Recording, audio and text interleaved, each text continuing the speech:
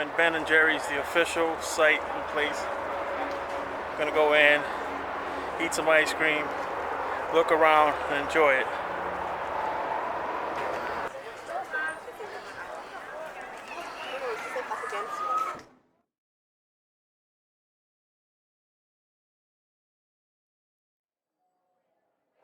As you can tell, when you visit a very popular place, it's usually very loud because there's a lot of people.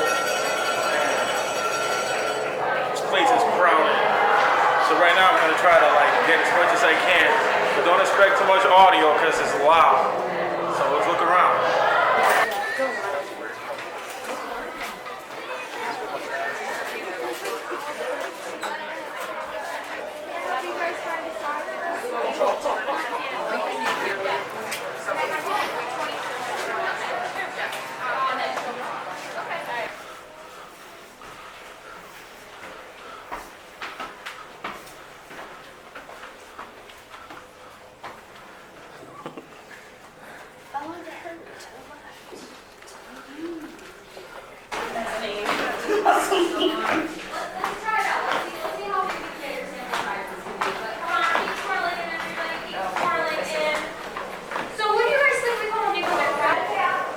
So just finished doing the tour, went upstairs.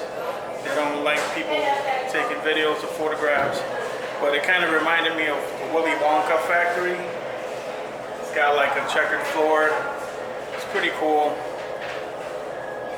And you get to hear a lot of the story about how the process goes. And it's pretty good. Some might say she's a new moother. Others might say she's utterly exhausted. However, here at Ben & Jerry's, we keep things technical. We say she's decaffeinated.